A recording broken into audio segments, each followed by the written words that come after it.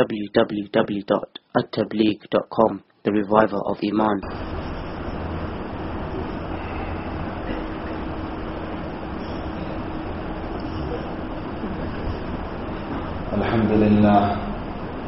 الحمد لله نحمده ونستعينه ونستغفره ونؤمن به ونتوكل عليه ونعوذ بالله من شرور أنفسنا ومن سيئات أعمالنا من يهده الله فلا مضل له ومن يضلله فلا هادي له ونشهد أن لا إله إلا الله وحده لا شريك له ونشهد أن سيدنا ومولانا محمدا عبده ورسوله أما بعد عن أبي ذر رضي الله تعالى عنه عن النبي صلى الله تعالى عليه وسلم قال قال الله تبارك وتعالى في حديث قدسه يا عبادي إني حرمت الظلم على نفسي وجعلت بينكم محرما فلا تظالموا يا عبادي إنكم ضال إلا من هديته فاستهدوني فأهديكم يا عبادي إنكم جائع إلا من أطعمته فاستطعموني فأطعمكم يا عبادي إنكم عار إلا من كسوته فاطلبوني أنا كسوتكم يا عبادي إنكم تقطعون في الليل والنهار وإني أغفر الذنوب جميعا يا عبادي لن تبلغوا ذري فتضروني ويا عبادي لن تبلغوا نفعي فلا تنفعني إلى آخر الرواية أو كما قال صلى الله عليه وسلم رواه مسلم. بزرگوں، بھائیوں، دوستوں، عزیزوں، میں نے ایک لمبی حدیث شریف پڑھی ہے، جی میں یہی حدیث منڈلا رہی تھی. آقا صلی اللہ علیہ وسلم کا یہ فرمان حدیث قدسی کی شکل میں ہے، یعنی اللہ جل شانہ فرماتے ہیں بھائی ہمارا کوئی آئیڈیل، کوئی امام، کوئی پیشوا، کوئی رہبر ہو سکتا ہے تو محمد رسول اللہ صلی اللہ علیہ وسلم ہے. ہمارا ماوا ملجا کوئی ہو سکتا ہے، کوئی ہو سکتا ہے.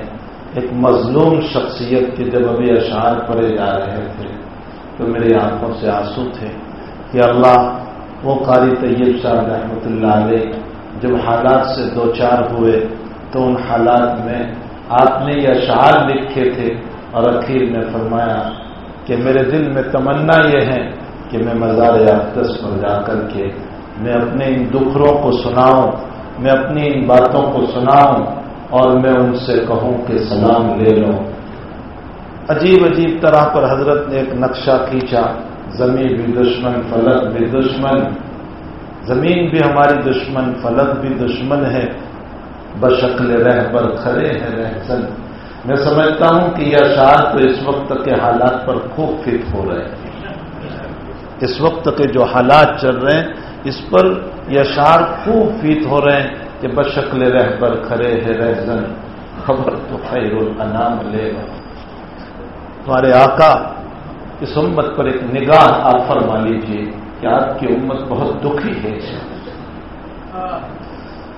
اس وقت آپ کی امت کا جو حال ہے دیکھنے سے دیکھا نہیں جاتا، سننے سے سنا نہیں جاتا. برما کے حالات کو جب ہم دیکھتے ہیں تو ایسا لگتا ہے کہ ہمیں زمین کھا جائے. جو ظلم کہ ایک بچے کے سامنے اس کے باپ کو کھڑے رہ کر سیدھا زندہ چیر دیا جاتا ہے، اس بچے پر کیا گزر رہی ہوگی. اور ایک عورت کو ننگا کر کے، برہنہ کر کے، اپنی عیاشیوں کو پوری کر کے درخت سے باندھ کر پاؤں کی طرف سے آہستہ آہستہ کاٹنا شروع کرتے ہیں، یہاں تک کہ پیٹ پر کاٹتے ہوئے آتے ہیں، تب اس غریب کی جان نکلتی ہے. کیا گزر رہی ہوگی اس عورت کے اوپر، اور ان ماں باپ پر کیا گزر رہی ہوگی جن کو بٹھا کر کے ان کے سامنے ان کے بچوں کو ایسے ذبح کیا جاتا ہے کہ اس طرح تو ہم جانور کو بھی ذبح نہیں کرتے.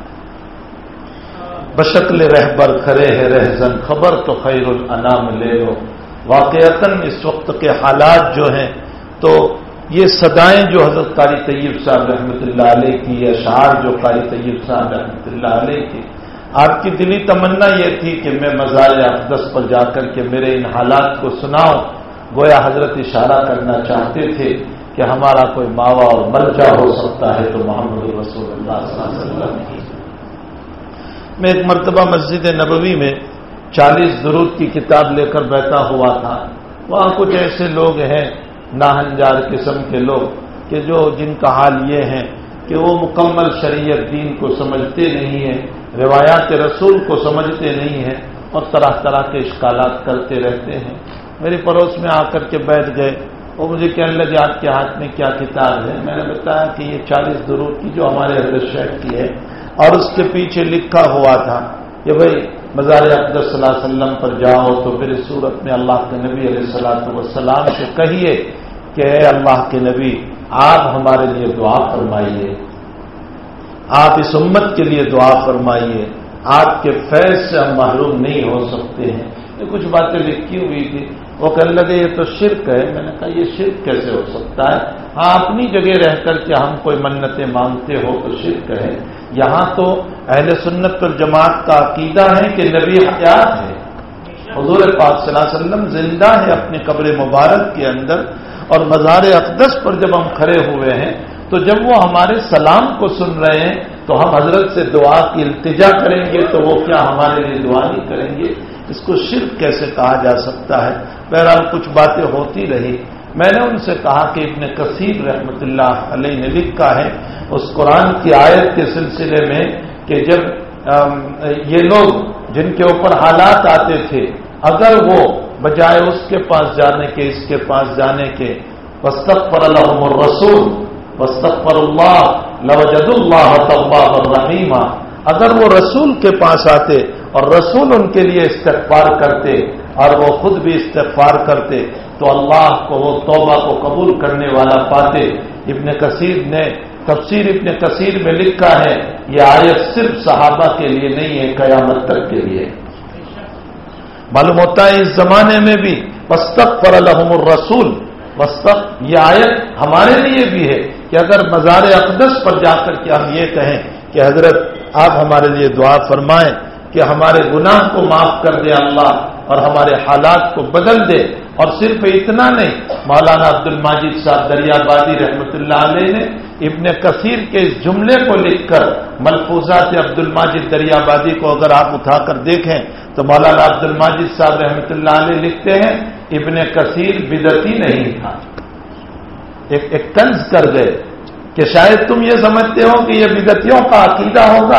فرمایا ابن کثیر بدعتی نہیں تھا بلکہ پکا محدث تھا. اور جب وہ محدث ہو کر کے یہ بات کہہ رہا ہے معلوم ہوتا ہے کہ مزار اقدس پر جا کر کے اگر کوئی اپنے دکھرے اور اپنے حالات کو سناتا ہے امید ہے کہ آقا کی دعاؤں پر ہماری زندگیوں میں تبدیلی آئے گی.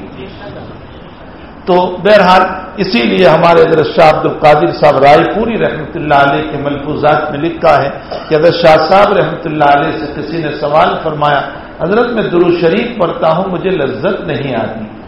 تو حضرت شاہ صاحب رحمۃ اللہ علیہ نے فرمایا اولن تو درود شریف لذت کے لیے نہ پڑھو، اولن تو درود شریف لذت کے لیے نہ پڑھو، اس نیت سے پڑھو اللہ کا حکم ہے نبی کا حق ہے. یہ حضرت شیخ رحمۃ اللہ علیہ نے بھی کہا ہے، مولانا زکریا صاحب رحمۃ اللہ علیہ نے، اور ہمارے حضرت سے بھی ہم نے یہ جملہ سنا. فرمایا اس نیت سے درود شریف پڑھو اللہ کا حکم ہے اور نبی کا حق ہے. اور پھر اس کے بعد شاہ عبد القادر صاحب رائے پوری علیہ الرحمہ فرماتے ہیں فرمایا جب درود شریف پڑھو تو تصور کرو کہ میں میرے آقا کے دربار میں کھڑا ہوں، تمہارا جی لگ جائے گا جب بھی درود شریف پڑھو. فرمایا تم یہ تصور کرو کہ میرے آقا صلی اللہ علیہ وسلم کے دربار میں میں کھڑا ہوں، مزار اقدس پر میں کھڑا ہوں تو درود شریف کے پڑھنے میں جی لگے گا. بہرحال میرے بھائیوں ہمارے آقا صلی اللہ تعالی علیہ وسلم کی یہ امت اس وقت بڑے دکھوں سے اپنی زندگی گزار رہی ہے، بڑے حالات میں، بڑی پریشانیوں میں. عجم ہو یا عرب ہو جس طرف بھی نگاہ اٹھاؤ لا الہ الا اللہ کا کہنے والا ہر طرف دکھی دکھی دکھی نظر آتا ہے. تو ہمارا کوئی آئیڈیل، کوئی رہبر، کوئی مقتدا کوئی پیشوا ہو سکتا ہے تو وہ محمد الرسول اللہ صلی اللہ علیہ وسلم ہو سکتے ہیں. دنیا کا کوئی ناچنے والا، کودنے والا، گانے والا، کوئی بڑے سے بڑا منسٹر ہو، وہ ہمارا رہبر اور آئیڈیل نہیں ہو سکتا. ہمارا آئیڈیل تو وہ مدینے میں جو شخصیت آرام فرما ہے، جو محمد رسول اللہ صلی اللہ علیہ وسلم ہے، جو امام الاولین ہے، جو غر محجلین ہے، کہ صدیق کی صداقت بھی اسی کے سر جا رہی ہے، اور فاروق کی عدالت بھی اسی کے سر جا رہی ہے، اور عثمان کی حیا بھی اسی کے سر جا رہی ہے، اور علی کی شجاعت بھی اسی کے سر جا رہی ہے، اور عبد القادر جیلانی کی یہ ولایت بھی اسی کے سر جا رہی ہے، اور معین الدین چشتی اور نظام الدین اولیاء کی ولایت بھی اسی کے سر جا رہی ہے. اگر ان کی اتباع نہ کرے تو نہ ولی بن سکتا ہے، نہ غوث بن سکتا ہے، نہ قطب بن سکتا ہے، نہ ابدال بن سکتا ہے، نہ صحابی بن سکتا ہے، نہ صدیق بن سکتا ہے. سب کا جو اصل ہے وہ محمد رسول اللہ صلی اللہ علیہ وسلم ہے. اور انہوں نے ہمیں جو تعلیمات دی ہے، ان تعلیمات میں ہمارے لیے نجات ہے، ہمارے لیے خیر خواہی ہے، ہماری زندگیوں کا بننا ہے، ہماری زندگیوں کی عزت کا مسئلہ ہے. آپ کی تعلیمات سے اور آپ کی تعلیمات سے ہٹ کر کبھی عزت نہیں مل سکتی. دیکھو دنیا کے اندر اگر کوئی محبوب بن سکتا ہے ہمارا، تو آقا ہی ہمارے محبوب ہے. میری اور آپ کی عقل یہ کہہ رہی ہے کہ اگر ہمارا کوئی محبوب ہو سکتا ہے تو محمد رسول اللہ صلی اللہ علیہ وسلم سے بڑھ کر محبوب کوئی نہیں. اس لیے کہ محدثین نے لکھا ہے دنیا میں آپ کسی سے بھی محبت کرو گے تو اس کی 3 بنیادیں ہوتی ہے. یا تو کسی سے محبت اس لیے کہ اس میں خوبصورتی ہے، اس میں جمال ہے، اس لیے دنیا میں آپ کسی سے محبت کرتے ہو، یا آپ کسی سے محبت کرتے ہو اس کے کمال کی بنیاد پر کہ اس کے علم ہے، اس میں تقویٰ ہے، اس میں زہد ہے، اس میں تواضع ہے، اس میں عاجزی ہے، اس میں بزرگیت ہے، اس لیے آپ اس سے محبت کر رہے ہو. یا پھر کسی سے محبت ہوتی ہے اس کے احسان کی بنیاد پر کہ وہ میرا محسن ہے، کسی طرح بھی اس نے مجھ پر احسان کیا، میرے آرے وقت میں کام آ گیا، میری مصیبت میں کام آ گیا، میری بیماری میں کام آ گیا، میری غریبی میں کام آ گیا. میرے بھائیو یاد رکھو، آج دوستوں کی پہچان اور دشمن کی پہچان بڑی مشکل ہو چکی ہے. اپنا کون اور پرایا کون بہت مشکل ہو چکا ہے. تمہارے پڑوس میں بیٹھنے والا تمہیں چھرا مار رہا ہوگا اور تمہیں اس بات کا بھی اطلاع نہیں ہوگی کہ میرا پڑوسی ہی میرا مکان ڈھا رہا ہے اور میری بیوی اور میرے مکان کو پامال کر رہا ہے. اسی لیے آقا صلی اللہ علیہ وسلم نے دوستی اور دشمنی کا طریقہ ہمیں بتایا. ترمذی شریف کی روایت ہے، احبب حبیبک حولما عسى ان يكون بغيضك يوما ما وابغض بغيضك حولما عسى ان يكون حبيبك يوما ما. فرمایا اپنے دوستوں سے اتنی دوستی کرو کہ دوستی میں ساری راز کی باتیں نہ کہہ دو، کل کو دشمن بنے گا تمہیں پچھتانا پڑے گا. آج ساری راز کی باتیں تم نے کہہ دی، کل کو دشمن بنے گا تو اس صورت میں تمہیں پچھتانا پڑے گا. میرے سارے ویک پوائنٹ اس کے ہاتھ میں ہوں گے، وہ مجھے ذلیل کر کے رکھ دے گا کہ تیرا یہ بھی ویک پوائنٹ ہے. آج سلاخوں کے پیچھے زندگی گزارنے والے جو مسلمان ہیں، جو علماء ہیں، ان کی عزت کو پامال کرنے والے ان کے پڑوسی دوست ہیں جنہوں نے ان کی عزت کو پامال کیا اور ان کے سامنے سارے رازوں کو رکھا گیا. انہی ویک پوائنٹوں کو لے کر انہوں نے مسلمانوں کو سلاخوں کے پیچھے دھکیلا. اور آگے حضور پاک صلی اللہ علیہ وسلم فرماتے ہیں وَبْغِضْ بَغِيضَكَ حَوْلَمَّا عَسَىٰ أَن يَكُونَ حَبِيبَكَ يَوْمًا. فرمایا اپنے دشمن سے اتنی دشمنی کرنا کہ ساری دشمنی نہ نکال دینا، ذرا اعتدال میں رہنا، ذرا میانہ روی میں چلنا، کل کو تیرا دوست بنے گا تجھے پچھتانا پڑے گا. حضرت نے فرمایا دشمنی میں بھی آگے نہ بڑھ، دوستی میں بھی آگے نہ بڑھ، ساری راز کی باتیں نہ کہہ دے. اللہ کے نبی علیہ الصلوۃ والسلام نے جو ہمیں زندگی دی ہے، خدا پاک کی قسم ایسے نصائح، ایسے پیار بھرے جملے، ایسی محبتانہ انداز، یہ تو ہمارے باپ سے بھی کبھی نہیں مل سکتا ہے وہ انداز حضور پاک صلی اللہ علیہ وسلم نے، اس لیے کہ وہ رحمت للعالمین ہیں اس رب کا جس کی صفت ہے سبقت رحمتی غضبی۔ جب وہ رب رحمتوں سے بھرا ہوا ہے تو اس کا آخری نبی بھی رحمتوں سے بھرا ہوا ہے، اور رحمت سے بھرا ہوا کبھی بھی جوش میں، غضب میں، کینے میں، حسد میں، بغض میں کلام نہیں کرتا، وہ کلام کرے گا تو محبت میں کلام کرے گا۔ آقا کے تمام کلام کو اگر آپ دیکھ لیں تو وہ محبتوں سے بھرے ہوئے کلام ہیں، پیار سے بھرے ہوئے کلام ہیں، ان کی باتوں کے اندر اتنی حکمتیں ہیں، اتنی حکمتیں ہیں۔ ابھی 2-4 دن قبل ایک جوان کا انتقال ہوا، میں ان کے بچے ہیں، کوئی بڑے بھی نہیں ہیں، میں ان کی تعزیت کے لیے گیا تو میں نے ان بچوں سے کہا کہ دیکھو جو بھی مصلیحت ہوئی، جو بھی سبب بنا کہ ڈاکٹر کے پاس گئے اور جو ہے آپریشن فیل ہو گیا، ہم یہ کہتے ہیں کہ آپریشن فیل ہو گیا اور آپریشن کے فیل ہونے کی وجہ سے یہ مسئلہ ہو گیا، بہرحال یہ سارے اسباب ہیں جس کی طرف ہم موت کی نسبت کرتے ہیں۔ اللہ کہتا ہے میں نے بھی موت کو سبب ہی کی طرف بنایا ہے، میں نے بھی موت کو سبب ہی سے جوڑا ہے کہ تم جب بھی موت کا بیان کرو گے، سبب بیان کرو گے، ایکسیڈنٹ ہو گیا مر گیا، ہارٹ فیل ہو گیا مر گیا، برین ہیمریج ہو گیا مر گیا، آپریشن فیل ہو گیا مر گیا، ڈینگیو ہو گیا مر گیا، اس کے قلب پھٹ گیا مر گیا، اپینڈکس پھٹ گیا مر گیا، تم اسباب کی طرف ہی منسوخ کرو گے، حالانکہ کرنے والی تو میری ہی ذات ہے۔ انا احیی و امید، میں ہی حیات بھی دیتا ہوں، میں ہی موت بھی دیتا ہوں، لیکن میں نے موت کو منسوخ کر دیا اسباب کی تحت۔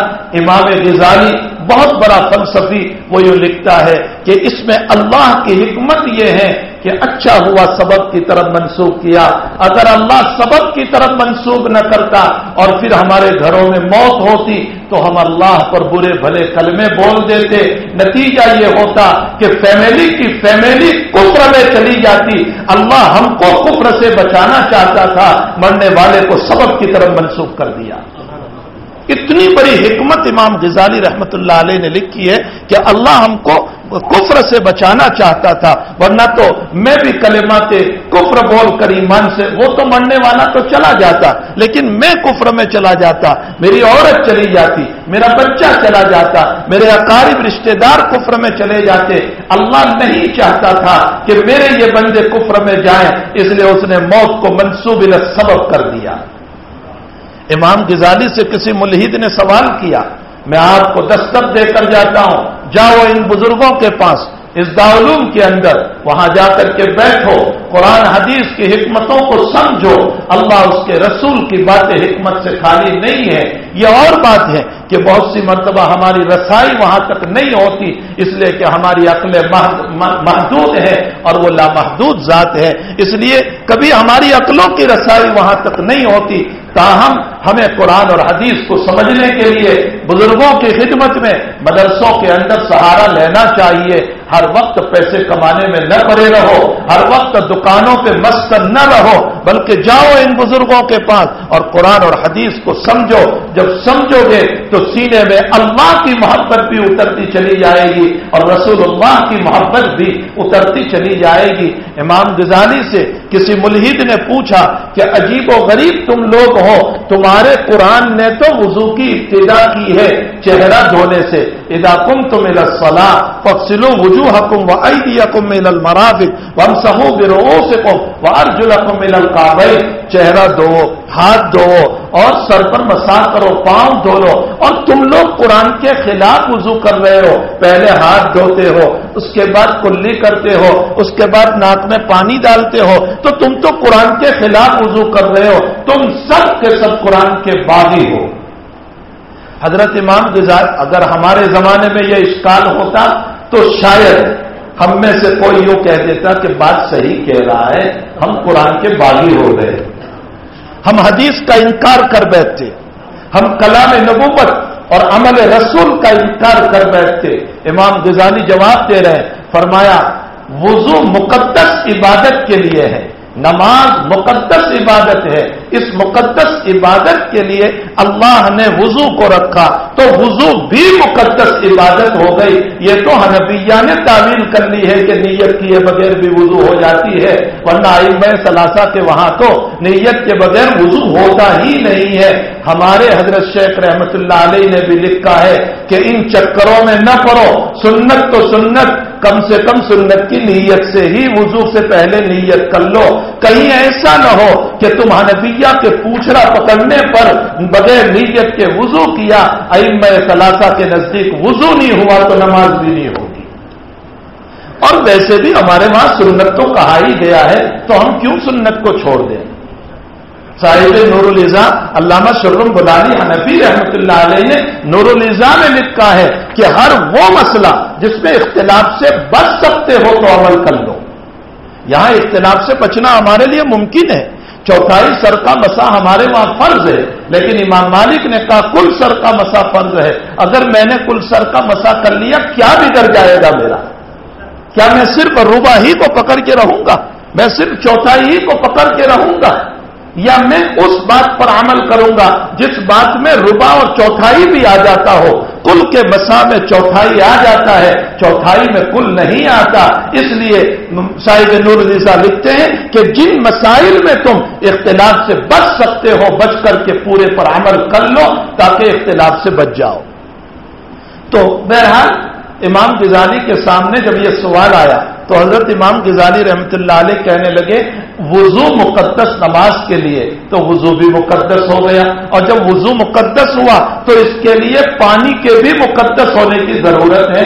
اب پانی کے مقدس ہونے کا پتہ کیسے چلے گا کہ یہ پانی مقدس ہے؟ فرمایا پانی میں تین اوصاف ہے، ایک رنگ ہے، ایک مزہ ہے اور ایک بو ہے، یعنی اس کی خوشبو ہے، یہ تین ہے۔ تو فرمایا ہمارے نبی کہتے ہیں کہ پانی مقدس ہے یا نہیں، اس کو دیکھنے کے لیے میرے نبی نے فرمایا پہلے ہاتھ دھو لو تاکہ کلر کا پتہ چل جائے، پھر کلی کرو تاکہ ذائقے کا پتہ چل جائے، پھر ناک میں پانی ڈالو تاکہ بو کا پتہ چل جائے۔ جب تینوں طرح پر پانی کا مقدس ہونا ثابت ہو گیا تو اذا قمتم الی الصلاۃ پر عمل کر لو۔ اب وضو کو شروع کرو، اذا قمتم الی الصلاۃ فاغسلوا وجوہکم وایدیکم الی المرافق وامسحوا برؤوسکم۔ فرمایا ہمارے آقا صلی اللہ علیہ وسلم نے جو بات ارشاد فرمائی ہے وہ اپنی جگہ اٹل ہے، اس کے اندر دو رائے نہیں ہو سکتی۔ بہرحال اللہ ہمارے ان اکابر کو جزائے خیر عطا فرمائے، انہوں نے سارے نوالے بن کر تیار رکھے ہیں، صرف ہم کو اٹھا کر منہ میں رکھنا ہے۔ اس وقت کے اشکالات تو چپٹی کے ہیں، ہمارے اکابر کے اشکالات کے مقابلے میں اگر ہم غور سے ان کتابوں کو پڑھیں گے تو آج کے اشکالات تو کوئی معنی ہی نہیں رکھتی۔ بہرحال میں یہ کہہ رہا تھا کہ اگر احسان کی بنیاد پر اگر محبت ہو سکتی ہے تو حضور پاک صلی اللہ علیہ وسلم سے بڑھ کر بہت سے دنیا میں ہمارے محسن ہوتے ہیں، ان محسنوں سے ہم محبت کرتے ہیں، تو جمال کی بنیاد پر، کمال کی بنیاد پر، احسان کی بنیاد پر اب ان تینوں چیزوں کو دیکھا جائے، حضور سے بڑھ کر خوبصورت کوئی نہیں، جمال والا کوئی نہیں، آپ سے بڑھ کر بہترین کوئی نہیں۔ حضرت علی سے پوچھا گیا کیا حضور پاک صلی اللہ علیہ وسلم کا چہرہ انور تلوار کی طرح چمکتا تھا؟ حضرت نے فرمایا چاند کی طرح۔ کیا اشارہ تھا؟ اگر تلوار کی طرح کہہ دیتے تو تلوار میں بھی چمک ہے، لیکن تلوار لمبی ہے، شاید کوئی سمجھ لیتا کہ حضرت کا چہرہ لمبا ہوگا اور لمبا اچھا معلوم نہیں ہوتا۔ فرمایا نہیں، چاند کی طرح گولائی لیے ہوئے تھا، آپ سے بڑھ کر جمال والا کوئی نہیں۔ حضرت عائشہ کا شعر تو بہت مشہور ہے، لواہی زلیخا لو رأین جبینہ لأثرن قطع القلوب علی الیدین۔ فرمایا یوسف علیہ السلام پر جب زلیخا فریفتہ ہو گئی، دیوانی ہو گئے، عاشق ہو گئے، تو کچھ وزیروں کی بیویوں نے کہا بے وقوف، غلام پر فریفتہ، نوکر پر فریفتہ ہو گئے، تو زلیخا نے کہا تم بھی دیکھو گی تو فریفتہ ہو جاؤ گی۔ ہے ہی یوسف ایسا؟ اچھا بتانا تھا کہ یوسف کیسا ہے، تو ساری عورتوں کو دعوت دی، فروٹ رکھا، چھڑیاں رکھی، اور اس کے بعد کہا کھاؤ۔ ہر ایک کے ہاتھ میں فروٹ اور چھری ہے، اور ادھر سے زلیخا نے یوسف کو بلایا، یوسف آؤ یہاں کام ہے کچھ۔ نہیں پتا تھا کہ ابھی یوسف آئے گا، حضرت یوسف علیہ السلام نکلے اور ساری عورتیں یوسف کے حسن کو دیکھنے لگی، فروٹ کاٹنے کے بجائے ہاتھ کاٹ دیے۔ اس پر عائشہ کہہ رہی ہے کہ زلیخا کو تانا دینے والیوں نے اپنی انگلیوں کو کاٹ دیا، اگر وہ میرے نبی کی پیشانی کو دیکھ لیتی۔ لواری زلیخا لورائنا جبینہ، میرے آقا کی پیشانی کو دیکھ لیتی، لأثرن قطع القلوب علی الیدین، فرمایا انگلی کیا ہوتی ہے، دلوں کو کاٹ دیتی۔ اور صحابہ نے کتوا کر بتا دیا، صحابہ نے دلوں کو کتوا کر بتا دیا۔ احد کا واقعہ پوچھیے آپ، روایتوں میں بھرا پڑا ہے کہ عورت جا رہی ہے، کسی نے کہا بیٹا شہید ہو گیا، فرمایا پرواہ نہیں ہے، شوہر شہید ہو گیا، فرمایا پرواہ نہیں ہے، باپ شہید ہو گیا، فرمایا پرواہ نہیں ہے، میرے آقا کا حال بتاؤ مجھے، میرے آقا کا حال بتاؤ۔ نہ بیٹے کی فکر، نہ باپ کی فکر، نہ شوہر کی فکر، اگر فکر ہے تو محمد رسول اللہ صلی اللہ علیہ وسلم کی۔ اگر یہ امت بھی آج اس نبی کی سنتوں کی اتنی فکر پر آ جائے، خدا پاک کی قسم، جو بدر میں مدر اتری تھی وہ آج بھی اتر سکتی ہے، اللہ کی طرف سے وہ نصرت آج بھی اتر سکتی ہے، بشرطے کہ یہ امت آج بھی ان طریقوں پر آ جائے۔ یاد رکھو میرے بھائیوں، 3 بڑے معرکے حضور کی موجودگی میں ہوئے، بدر، احد اور حنین۔ ان تینوں معرکے سے اللہ نے اس امت کو عجیب و غریب سبق دیا، بدر کے ذریعے سے سبق دیا ہے، اے لوگو تم اللہ کی مدد کو کیسے لوگے، اللہ کی مدد تم کیسے لوگے؟ فرمایا 3 چیزیں ہیں، ان تینوں کو اپناؤ گے تو اس صورت میں تمہیں مدد ملے گی۔ کون سی 3 چیزیں؟ پہلی چیز، صبر کو مضبوطی سے پکڑے رکھو گے، صبر کا دامن ہاتھ سے نہیں چھوڑو گے۔ نمبر 2، تقوی اختیار کرو گے۔ قرآن کریم میں اللہ نے فرمایا ان تصبروا وتتقوا، اگر تم صبر کرو گے اور تقوی اختیار کرو گے اور دشمن تمہارے اوپر آ جاتے ہیں تو میں تمہاری مدد کروں گا بخمسۃ آلاف من الملائکۃ مصومین، میرے فرشتوں کے ذریعے سے میں تمہاری مدد کروں گا۔ معلوم ہوتا ہے امت اگر آج صبر اختیار کر لے اور تقوی اختیار کر لے تو اللہ کی مدد اترے گی۔ صبر کس کو کہتے ہیں؟ صبر کس کو کہتے ہیں؟ صبر کی تعریف بھی خوب سمجھو، امت نے صبر کی تعریف نہیں سمجھی۔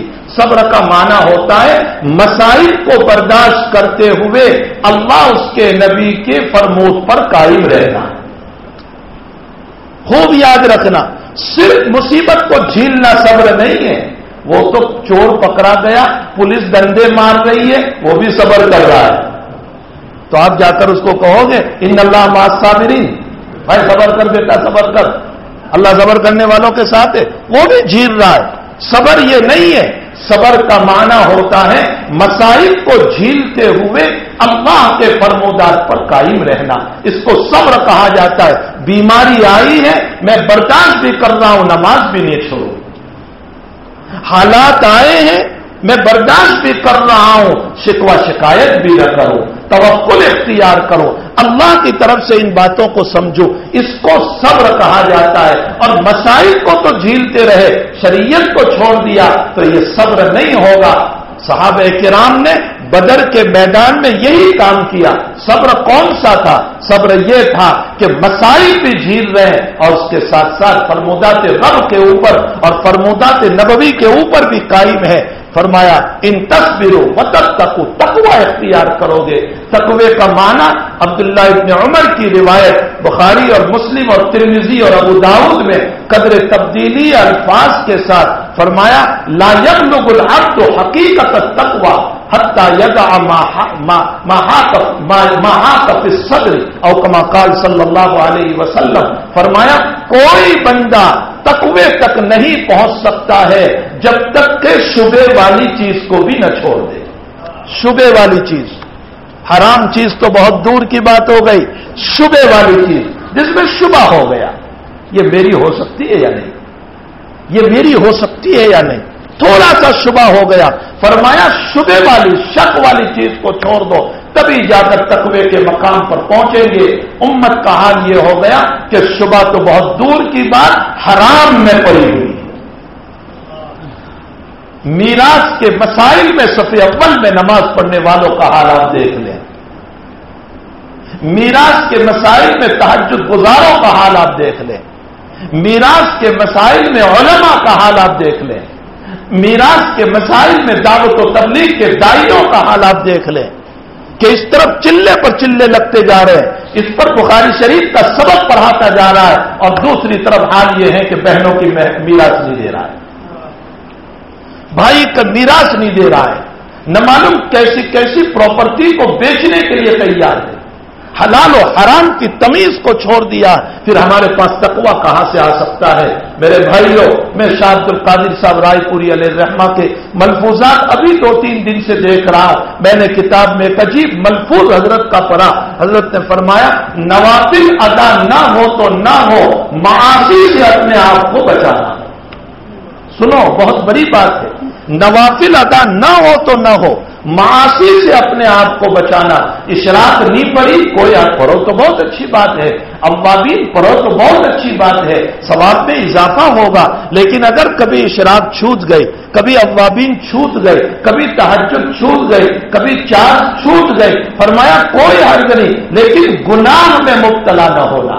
پھر آگے جو سنو، فرماتے ہیں کہ محل ایمان بھی دل ہے، ایمان کا محل دل ہے، التصدیق بالقلب، ایمان کا محل دل ہے۔ اور دوسری طرف حدیث شریف میں آتا ہے کہ انسان جب گناہ کرتا ہے تو اللہ جل شانہ اس کے دل پر کالا دھبا لگا دیتے ہیں گناہ کی بنیاد پر، تو جہاں ایمان ہے وہی کالا دھبا لگا، اب یہ دھبا بڑھتا چلا گیا تو ظلمت آ گئی، ایمان کی روشنی اور گناہوں کی ظلمت دونوں کبھی جمع نہیں ہو سکتی، یا تو ایمان ہوگا ظلمت نہیں، یا ظلمت آئے گی تو ایمان نہیں۔ فرماتے ہیں حضرت شاہ عبد القادر صاحب کہ تو نے اگر معاصی کا ارتکاب کیا اور توبہ کی توفیق نہ ہوئی تو تیرے گناہوں کی ظلمت اور تاریکی تیرے ایمان کو ختم کر دے گی، اس لیے کہ محل ایمان بھی دل ہے اور معاصی کا سیاہی بھی قلب ہی ہے، تو ایک ہی محل میں دونوں باتیں ہو رہی ہے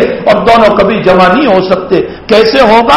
انسان معاصی کرتا رہتا ہے یہاں تک کہ معاصی کو حلال سمجھ لیتا ہے، اور جب حلال سمجھتا ہے تو شریعت کے حرام کو حلال سمجھنے والا پوچھئے مفتی صاحب سے ایمان سے خارج ہو جاتا ہے، نکل جاتا ہے، یہ متفق علیہ مسئلہ ہے۔ اور سنو حضرت مفتی شفیع صاحب رحمۃ اللہ علیہ کی بات، میرے بھائیوں میں اپنے اکابر کی باتیں آپ کو سنا رہا ہوں۔ حضرت مفتی شفیع صاحب رحمۃ اللہ علیہ فرماتے ہیں ایک تو وہ عذاب جو اللہ نے اگلی قوموں پر بھیجا، قوم نوح پر، قوم عاد پر، قوم صالح پر، قوم لوط پر، پتھروں کی شکل میں اور پانی کی شکل میں، سیلاب کی شکل میں، ہواؤں کی شکل میں، زمین کو الٹنے کی شکل میں، مختلف انداز میں عذاب بھیجا۔ فرمایا وہ عذاب بھی اللہ اس امت پر بھیج سکتا ہے، قادر مطلق ہے، لیکن وہ نہیں بھیج رہا ہے، اپنا کمال نہ سمجھنا، نبی کی دعاؤں کا صدقہ ہے، نبی کی دعاؤں کا صدقہ ہے کہ وہ عذاب تو نہیں آ رہا ہے،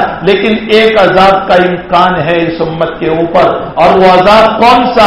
مفتی شفیع صاحب رحمۃ اللہ علیہ فرماتے ہیں جب تم معاصی بہت کرو گے اور کرتے چلے جاؤ گے تو نتیجہ یہ ہوگا کہ حق تعالی تمہاری نگاہ میں خیر کو یہ مردود بنا دے گا اور شر کو مرغوب بنا دے گا، تمہیں برائی اچھی لگے گی اور تمہیں نیکی بری لگے گی، فرمایا تمہارے عقل کا فساد ڈال دے گا۔ اور یہ قرآن کریم سے بھی ثابت ہوتا ہے میرے بھائیوں، یہ مشرکین مکہ جو گناہ میں ڈوبے ہوئے تھے، اللہ تعالیٰ نے ان کو یوں کہا آمنو کما آمن الناس، تم ایسے ایمان لے آؤ جیسے صحابہ ایمان لائے، الناس بمانا صحابہ ہے، جیسے میرے صحابہ ایمان لائے ویسے تم ایمان لے آؤ۔ تو ان کی عقلیں گناہ کر کر کے معاف ہو چکی تھی، تو یہ کیا کہنے لگے آمنو کما آمن السفہاء، ہم ایسے ایمان لائے جیسے یہ بیوقوف ایمان لائے، انہوں نے اچھوں کو برا سمجھا اور بروں کو اچھا سمجھا، نیکی کو برائی سمجھا اور برائی کو اچھائی سمجھا۔ یہ بھی ایک عذاب ہے جب انسان برائیوں میں بہت مبتلا کرتا ہے، بہت مبتلا ہوتا ہے، خیر کے راستے مسدود اور بند ہو جاتے ہیں اور شر سے اس کو محبت ہو جاتی ہے۔ یہ بھی ایک اللہ کا عذاب ہے. اللہ میری آپ کی اس عذاب سے حفاظت فرمائے. بڑا خطرناک یہ عذاب ہے. اللہ ہی ہماری حفاظت فرمائے. اسی لیے حضرت ڈاکٹر عبدالحی صاحب رحمۃ اللہ علیہ حکیم الامت حضرت اقدس تھانوی نور اللہ مرکزہ کے اجل خلفاء میں سے ہیں. ڈاکٹر صاحب رحمۃ اللہ علیہ فرماتے تھے کہ جب تم صبح اٹھو تو اللہ سے دعا کرو, اے اللہ میں بہت بچنا چاہتا ہوں گناہوں سے, میں بہت بچنا چاہتا ہوں گناہوں سے, میں چاہتا ہوں میرا پاؤں نہ پھسلے, لیکن میں کیا کروں؟ جب میں نکلتا ہوں تو شیطان بھی ساتھ ہوتا ہے, نفس بھی ساتھ ہوتا ہے, باہر کا ماحول بھی عریانیت کو لیے ہوئے کھڑا ہے, گندی تصویریں بھی لگی ہوئی ہے, موبائل کی دنیا بھی ننگے فلموں کو لے کر کے کھڑے ہوئے ہیں, نفس اس کی طرف مائل ہوتا ہے. اللہ میں بہت چاہتا ہوں کہ گناہ سے بچوں, لیکن اے اللہ کبھی میرا پاؤں پھسلنے لگے, کبھی میرا پاؤں ہٹنے لگے, اے اللہ تو ہی ہاتھ پکڑ لینا, تو نے پکڑا تو بچوں گا اور تو نے نہیں پکڑا تو میں گناہوں میں مبتلا ہو جاؤں گا. فرمایا روزانہ صبح کو یہ دعا کرو اور اس دعا کے بعد نکلو.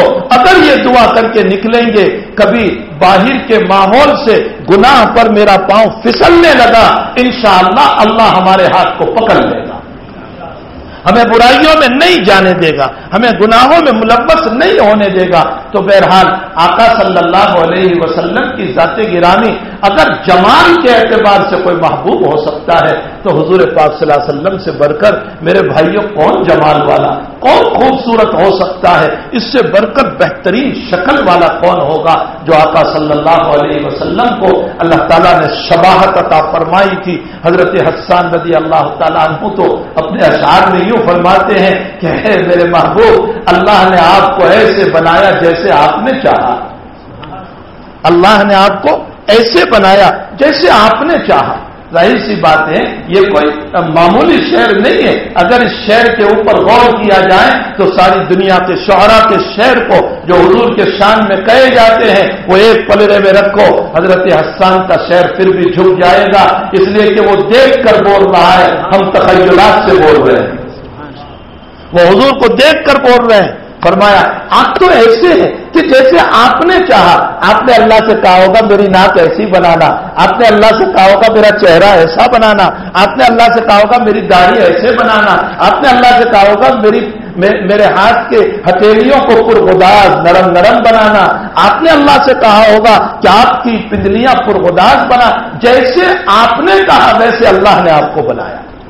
کیسی خوبصورتی اللہ تعالیٰ نے. میرے بھائیوں اگر جمال کی بنیاد پر کوئی محبوب ہو سکتا ہے تو آقا صلی اللہ علیہ وسلم ہے, اور کمال کی بنیاد پر بھی اگر کوئی محبوب ہو سکتا ہے تو آپ سے بڑھ کر علم کسی کے پاس نہیں, آپ سے بڑھ کر تقدس کسی کے پاس نہیں, آپ سے بڑھ کر پرہیزگاری کسی کے پاس نہیں. روایتوں میں آتا ہے حضرت عائشہ رضی اللہ تعالیٰ عنہ راویہ حدیث ہے, فرماتی ہے کہ نبی اکرم صلی اللہ علیہ وسلم جب بھی اپنے صحابہ کو کسی کام کا حکم دیتے تھے, اذا امرهم بما یطیقون, ایسے کاموں کا حکم دیتے تھے جو بس میں تھا, مجاہدے والا نہیں کہ صحابہ کر نہ پائیں, ایسے کام کا حکم کبھی نہیں دیتے تھے.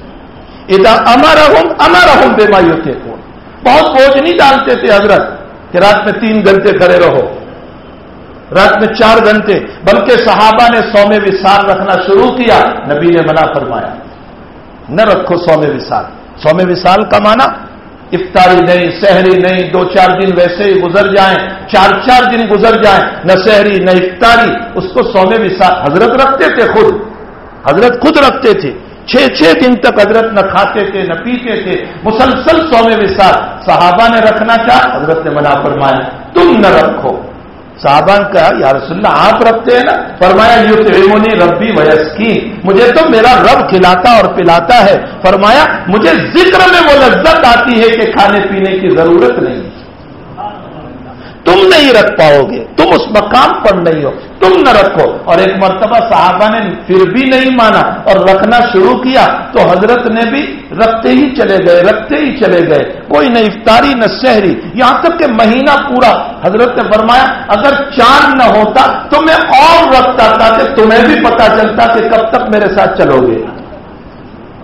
امام بخاری کہتے ہیں کہ یہ تنقیل تھی، قدر سزا تھی. معلوم ہوتا ہے میں نے اس سے طلبہ کو کہا کہ طالب علم فجر کی نماز نہ پڑھے تو بطور تنقیل کے اس کو کہا جائے پہلے فجر کی نماز پڑھ اور اس کے بعد 20 رکعت نفل پڑھ یہاں میرے سامنے. تو بطور تنقیل کے اس کا جواب نکل آیا. حضرت رکھتے چلے گئے رکھتے چلے گئے. فرمایا چاند طلوع نہ ہوتا تو میں اور رکھتا، میں دیکھتا تم کتنی میری تابع داری کرتے اور کتنے تم 100 وصال کو رکھتے. تو حضرت خود مجاہدہ برداشت کرتے تھے، لیکن امت کے باب میں فرمایا یسرو ولا تعسرو بشرو ولا تنفرو، آسانی کرو آسانی کرو اور سختی نہ کرو، بشارتیں سناؤ نفرتیں نہ دلاؤ.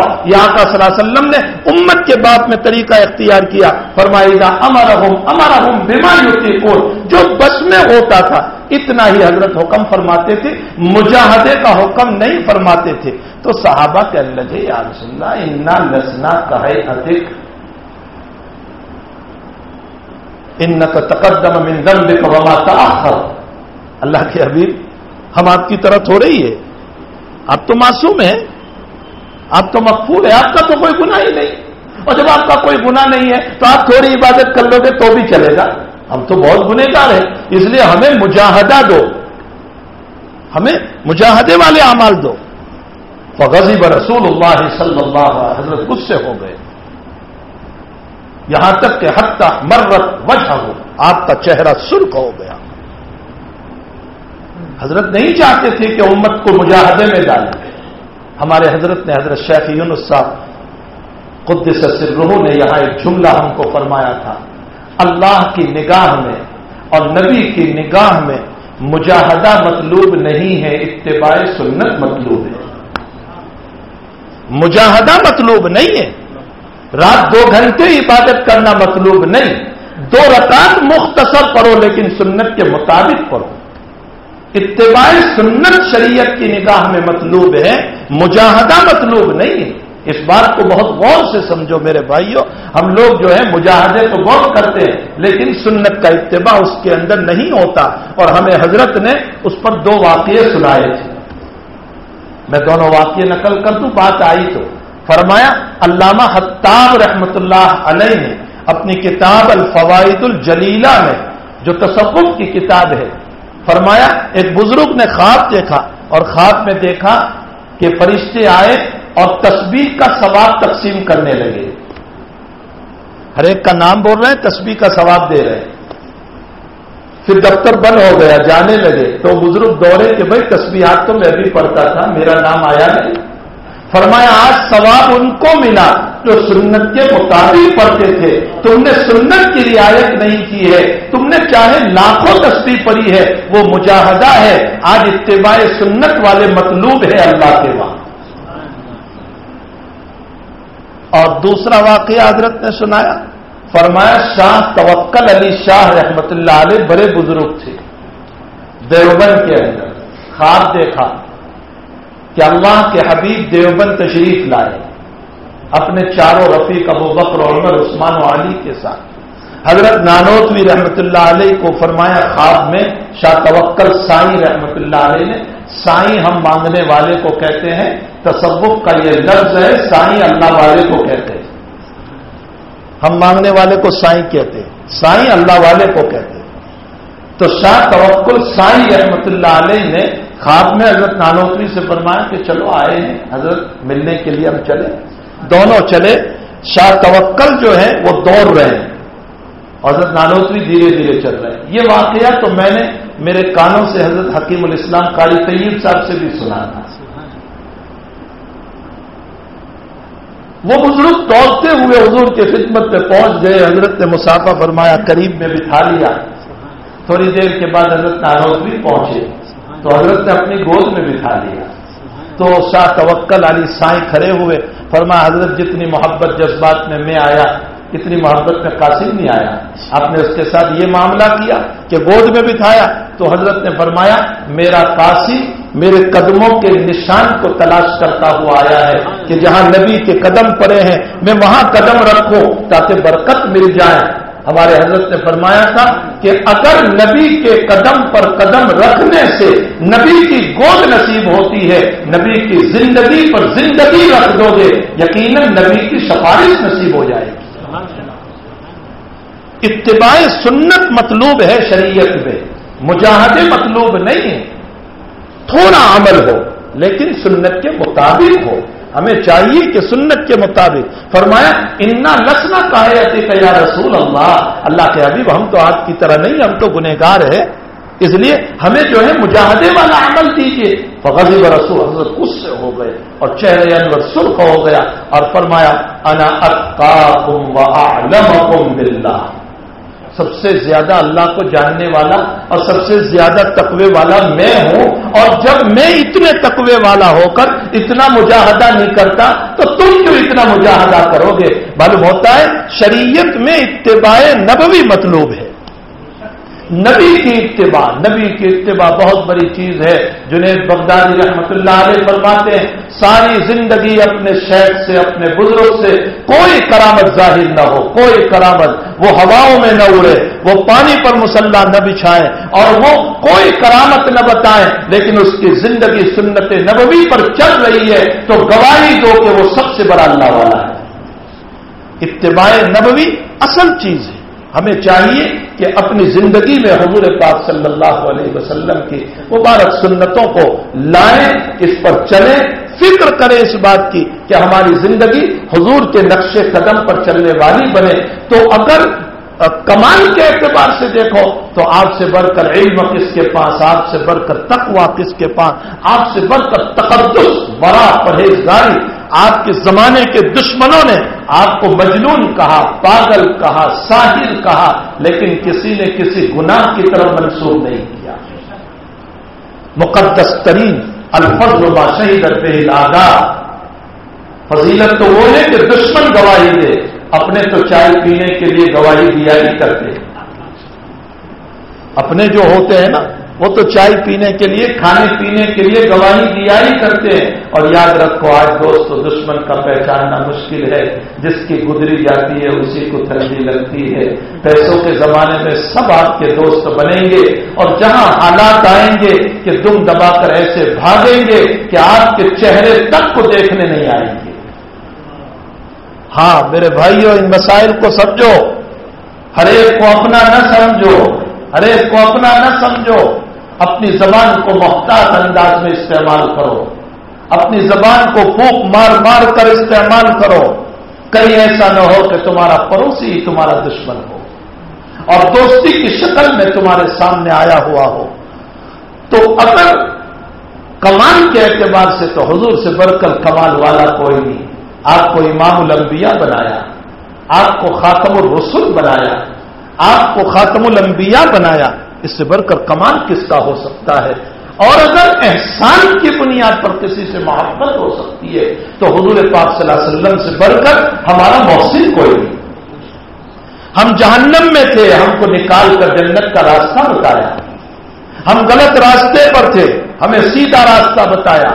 یہ تو دنیا کے اندر وہ ہمارے لیے رو رو کر گیا، وہ ہمارے لیے ایڈوانس میں قربانی کر کے گیا، وہ عرفات کے میدان میں آنسو بہا کر گھنٹوں ہمارے لیے رو کر کے چلا گیا۔ وہ آنے والی امت کو مسلم کی روایت میں ہے کہ بھائی کہہ کر گیا کہ میری آنے والی امت جنہوں نے مجھ کو نہیں دیکھا وہ میرے بھائی ہیں، اور صحابہ نے کہا ہم نہیں ہیں، فرمایا انتم اصحابی، تم میرے صحابہ ہو، میرے بھائی وہ ہیں جو بعد میں آئیں گے، جنہوں نے اپنی آنے والی امت کو یاد کیا۔ اور اتنے پر بس نہیں، قیامت کے دن بھی حال یہ ہوگا، قیامت کے دن بھی کہ صحیح ہے، متفق علیہ روایت ہے، فرمایا آدم یوں کہیں گے کہ آج میری ذات کی فکر ہے نفسی نفسی، اور نوح کہیں گے آج میری ذات کی فکر ہے نفسی نفسی، اور ابراہیم اور اسماعیل اور یعقوب اور عیسیٰ اور موسیٰ علیہم الصلاۃ والتسلیم سب کے سب کہیں گے ہماری ذات کی فکر ہے، ہمیں کون چھڑائے گا، ہم کچھ نہیں بول سکتے ہیں، ہم تو اپنی فکروں میں پڑے ہوئے ہیں، یا رب نفسی نفسی، وہیں پر ایک کونے سے آواز آ رہی ہوگی یا رب امتی امتی امتی امتی۔ جب امت نگاہ اٹھائے گی تو دیکھے گی کہ محمد الرسول اللہ صلی اللہ علیہ وسلم ہے، جو میدان حشر میں بھی اپنی امت کی فکر فکروں کو لے کر اللہ کے سامنے گر گرا کر اللہ کی تعریف کر کے اپنی امت کو لے کر کے جنت میں جائے گا، اس سے بڑھ کر محسن کون ہو سکتا ہے؟ اگر جمال کی بنیاد پر کسی سے محبت ہو تو آقا سے ہونی چاہیے، کمال کی بنیاد پر ہو تو آقا سے ہونی چاہیے، اور احسان کی بنیاد پر ہو تو آقا سے ہونی چاہیے۔ وہی ہمارا محبوب ہے، ہم اس کے محب ہیں۔ ہمیں چاہیے کہ ہر ایک کو اپنے محبوب کے طریقے پسند ہوتے ہیں، ہر ایک کو اپنے محبوب کے طریقے پسند ہوتے ہیں، ہمیں بھی اپنے محبوب کے طریقے پسند ہونا چاہیے۔ حضرت موسیٰ علیہ السلام سے صرف اتنا ہی تو اللہ نے پوچھا تھا، ما تلک بیمینک یا موسیٰ، موسیٰ تمہارے ہاتھ میں کیا ہے؟ اور لمبی چوڑی تقریر کر ڈالی، اتوکل علی واعوذ بیا علی غنمی ولی فیا۔ فرمایا اتنی لمبی چوڑی تقریر؟ فرمایا محبوب سے باتیں کرنے میں مزہ آ رہا تھا۔ ایسا موقع میں اپنے طلبا کو جب یہ آیت آتی ہے نا کتاب التفسیر میں، تو میں مثال دیتا ہوں کہ یہ فاسق محبتوں میں جو پڑے ہوئے ہیں کوئی بات نہیں ہوتی ہے، بیجو اور کچھ کہنا ہے، اور دوسرا وہ بیجو میں 1 گھنٹہ نکال دیتا ہے۔ یہ بیجا اور جو ہے نا یہ محبت کا تقاضا ہے۔ جب دنیا کی فاسق محبت میں گھنٹوں باتیں کرتا ہے، رب العالمین سے باتیں کرنے میں کیسے مزہ نہیں آتا۔ اسی لیے اللہ کے حبیب کی زبان پر اللہ تعالیٰ نے یوں کہروایا، میرے پیغمبر آپ اپنی امت کو سناؤ، ان العبد یتقرب الی اللہ تعالی بالقیام، قیام کے ذریعے سے، اور کبھی فرمایا بالقلوب، قرات کے ذریعے سے، اور کبھی فرمایا کہ میرا بندہ جو ہے تلاوت کے ذریعے سے مجھ سے قریب ہو جاتا ہے۔ ان المصلی یناجی ربہ۔ حافظ ابن حجر اسقلانی رحمۃ اللہ علیہ، اللہ ان کی قبر کو نور سے بھرپور فرمائے، حافظ صاحب فرماتے یوناجی کا لفظ نبی نے استعمال فرمایا، اور مناجات بولتے چپکے باتیں کرنے کو۔ فرمایا مناجات کا لفظ دلالت کر رہا ہے کہ جب تو نماز میں کھڑا ہوا تو یاد رکھ آقا اور رعایا کا مسئلہ نہیں ہے، محب اور محبوب کا مسئلہ ہے، اسی لیے تو محبت سے چپکے باتیں کر رہا ہے۔ اتنی بہترین بات فرمائے، ان المصلی یناجی ربہ، مصلی اپنے رب سے چپکے حافظ صاحب کے تو نقطے کبھی میرے دل میں آتا ہے، میں حافظ صاحب کے ایسے نکات کو جمع کروں۔ وہ جب روایت آئی کہ مرغا جب بولتا ہے صبح کے موقع پر، مرغا جب بولتا ہے تو اللہ کے حبیب فرماتے ہیں دعا کرو اس موقع پر۔ مرغا جب بولتا ہے نا تو نبی علیہ السلام نے فرمایا کہ دعا کرو، اللہ تمہاری دعا کو قبول کرتا ہے۔ تو وہ مرغا کے بولنے کی وجہ سے نہیں، وہ تو دن بھر بھی بولتا رہتا ہے، وہ مرغے کے بولنے کی بنیاد پر نہیں، اصل میں مرغا صبح میں بولتا ہے اس لیے کہ اس وقت فرشتوں کا نزول ہوتا ہے۔ سحری کے موقع پر، تہجد کے موقع پر فرشتوں کا نزول ہوتا ہے، ان فرشتوں کو دیکھ کر مرغا بولتا ہے۔ تو اللہ کے نبی جو یوں کہہ رہے ہیں کہ اس موقع پر دعا قبول ہوتی ہے، یعنی نزول ملائکہ کی بنیاد پر دعائیں قبول ہوتی ہے۔ یہ تو ہے روایت بخاری شریف کی۔ حافظ صاحب اس پر نقطہ لکھتے ہیں، فرمایا اس سے معلوم یہ ہوتا ہے کہ یہاں ملائکہ کے نزول پر، ملائکہ مقدس ہے، پاکیزہ ہے، ان کے نزول پر دعائیں قبول ہوتی ہے۔ معلوم ہو گیا اللہ والوں کی آمد پر بھی دعائیں قبول ہوتی ہے۔ اگر تمہارے گھر کوئی اللہ والا آ جائے، اس کی وساطت سے دعا کر لینا، اللہ تمہاری دعا کو قبول کر لیگا۔ یہ نقطہ اس حدیث شریف کے ذیل میں حافظ ابن حجر اسقلانی رحمۃ اللہ علیہ نے لکھا ہے۔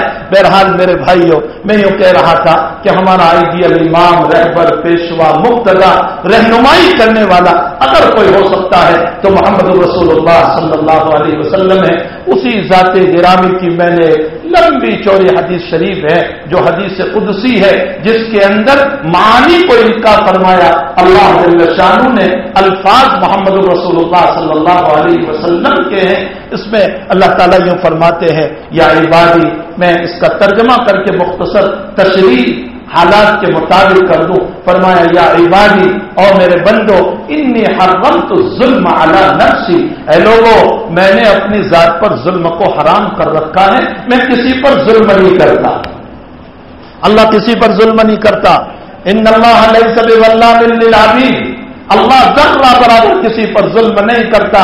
تم یہ غلط فہمی میں نہ رہنا کہ برما کے حالات، فلاں کے حالات، فلاں کے حالات اللہ ظلم کر رہا ہے، نہیں اللہ ظلم نہیں کر رہا ہے، انسانوں کے اعمال ہے جس کا ظہور ہو رہا ہے۔ بدر کے بعد میں فرمایا اگر اللہ کی مدد کو لینا ہے تو 3 کام کرنا، صبر کرنا، تقوی اختیار کرنا، اللہ سے مانگنے کا اہتمام رکھنا، اس لیے کہ جس دن بدر کا معرکہ پیش آنے والا ہے اس دن مشرکین کی طرف سے نکارے بج رہے ہیں۔ یہ جنگ شروع کرنے کا طریقہ تھا اس زمانے میں، نکارے بج رہے ہیں، جیسے ڈھول ہوتے ہیں نا، نکارے بجاتے تھے۔ جنگ کیسے شروع ہوتی تھی؟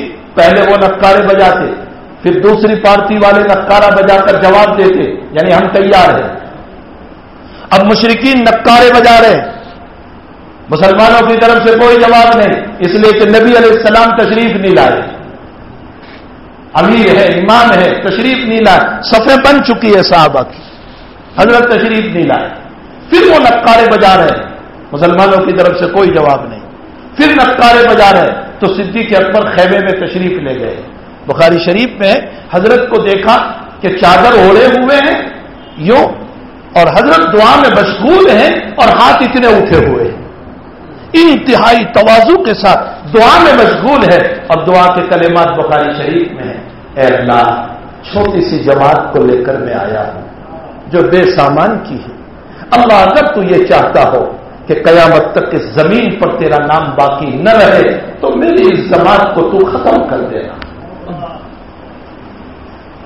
کس تواضع سے مانگ رہے ہیں، کس تواضع سے، کس عاجزی سے، اور چادر پیچھے گر گئی، اور صدیق اکبر نے چادر ڈالی اور فرمایا حسبک یا رسول اللہ، بس بس اللہ نے سن لیا آپ کی۔ اب اللہ کے نبی نکلے اور نکارہ بجایا، تعلیم دی امت کو تقوی، صبر اور اللہ سے مانگنا، یہ 3 کام ہوں گے، اللہ کی مدد اترے گی، اللہ کی نصرت اترے گی۔ ہمارا حال تو یہ ہے کہ نہ تقوی ہمارے پاس، نہ صبر ہمارے پاس، اور اگر صبر ہے بھی تو اطاعت والا صبر نہیں، اور نہ اللہ سے مانگنا ہمارے پاس۔ میرے بھائیوں، مانگنے کے طریقے ہیں، مانگنے کے طریقے ہیں، پہلے اللہ کی تعریف کرو، اس کو تعریف بہت پسند ہے، اس کے بعد نبی پر درود بھیجو، خوب درود بھیجو، اور اس کے بعد ذرا اپنی کارگزاری سناؤ، ہاں ذرا ہوجاری کرو، اپنی کارگزاری سناؤ۔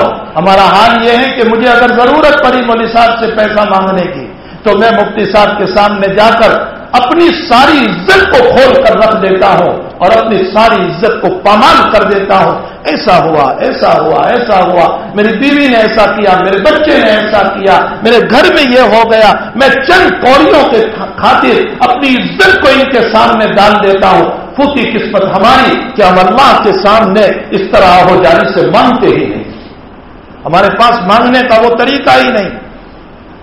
نمازوں کے بعد ہماری دعاؤں کو دیکھ لو، کہاں ہمارا وہ اہتمام ہے، کہاں وہ سلیقے اور طریقے ہیں اللہ سے مانگنے کے۔ حضرت نوح اپنی کارگزاری سنا رہے، انی دعوت قومی لیلا ونہارا فلم یزدہم دعائی الا فرارا وانی کلما دعوتہم لتغفر لہم جعلوا اصابعہم، اللہ نے ان کو دن میں بلایا، رات میں بلایا، میں نے ان کو علانیہ بلایا، خلوتوں میں بلایا، میں نے ان میں عمومی گشت کیا، خصوصی گشت کیا، اے اللہ میں ان کو رات دن بلاتا رہا، انہوں نے اپنے کانوں میں انگلیاں ٹھوس دی، اپنے چہروں پر پردہ کپڑا ڈال دیا، میری بات انہوں نے نہیں سنی، میں نے ان کو یہ لالچ بھی دی، استغفروا ربکم انہ کان غفارا یرسل السماء علیکم مدرارا ویمددکم باموال۔ اللہ ایک نہیں سنی، میں تھک چکا ہوں، اب تو ان سے 950 سال ہو چکے ہیں، کفر کا مہر ان پر لگ چکا ہے۔ رب لا تذر علی الارض من الکافرین دیارا۔ کارگزاری کے بعد دعا نہیں ہے، پہلے کچھ کارگزاری تو سناؤ، کچھ آہوجاری تو کرو اللہ کے سامنے، کچھ حالات تو اپنے، اللہ ہم بہت مجبور ہے، ہم بے بس ہیں، ہم بے کس ہے، اللہ چاروں طرف سے ہمارے دشمن ہے، صرف لا الہ الا اللہ ذریعہ دشمنی بنا ہوا ہے۔ اپنی بے بسی اور بے کسی کو سناؤ اور پھر اللہ سے کہو، خدا پاک کی قسم وہ اللہ مدد کر کے رہے گا۔ بدر کے واقعے نے بتایا 3 کام ہوں گے، نصرت اترے گی۔ احد کے واقعے نے بتایا بغاوت نبوت کرو گے، آئی ہوئی مدد بھی چلی جائے گی۔ یہ احد کے واقعے نے بتایا۔ احد میں کامیابی ہاتھ آ گئی تھی، لیکن جن صحابہ کو پہاڑ پر کھڑے کیے وہ نیچے اتر آئے، نبی کی بات کو نہیں مانا، آیا ہوا میدان ہاتھوں سے نکل گیا۔ احد کے میدان نے ہم کو یہ تعلیم دی، اگر نبی کی بات کو نہیں مانو گے، آئی ہوئی اللہ کی طرف سے رحمتیں وہ واپس چلی جائے گی۔ اور حنین کے واقعے نے بتایا اپنی زبان کو صحیح استعمال کرو ورنہ خدا کی طرف سے مار اتر سکتی ہے۔ اذ اعجبتکم کثرتکم فلم تغن عنکم شیئا وضاقت علیکم الارض بما رحبت۔ اپنی زبان پر ذرا سا بڑا بول آ گیا اور صحابہ نے کہہ دیا آج ہم اتنی میجورٹی میں ہیں کہ اب ناکام نہیں ہو سکتے۔ اپنی ذات پر تھوڑا سا بھروسہ آیا اور اللہ سے بھروسہ ہٹا تو اللہ نے تھوڑی دیر کے لیے شکست دلا دی۔ اس لیے اپنی ذات پر بھروسہ کر کے اپنی زبان کو جس طرح چاہے استعمال نہ کرنا۔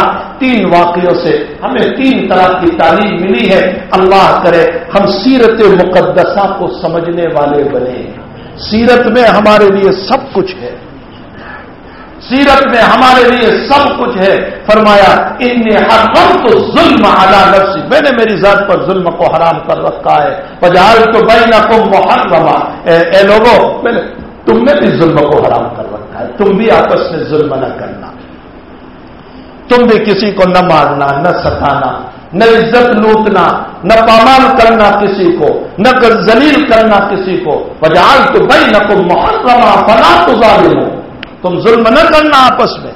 آگے اور اس سے ایک بات یہ بھی سمجھ میں آئی تخلقوا باخلاق اللہ، اللہ کی صفت اپناؤ۔ جب اللہ ظلم نہیں کرتا تو ہم کیوں ظلم کریں؟ آج دنیا ظلم سے بھری ہوئی ہے، اپنے بھی پرائے بھی ظلم سے بھری ہوئی ہے۔ آگے فرمایا یا عبادی انکم ضالون، میرے بندو تم گمراہ تھے، فاہدیتہ، میں نے ہدایت دی، فاستہدونی، مجھ سے مانگو ہدایت، میں تمہیں ہدایت عطا کروں گا۔ اشارہ کر دیا ہدایت میرے ہاتھ میں ہے، مانگو گے میں عطا کروں گا، بلا مانگے زبردستی اللہ تعالیٰ نہیں ڈال دے گا۔ ہم تو یہ مقصد دعا کرو، مقصد ارے دعا کے ساتھ دوا بھی چاہیے، صرف دعا دعا دعا، دعا کے ساتھ دوا بھی چاہیے۔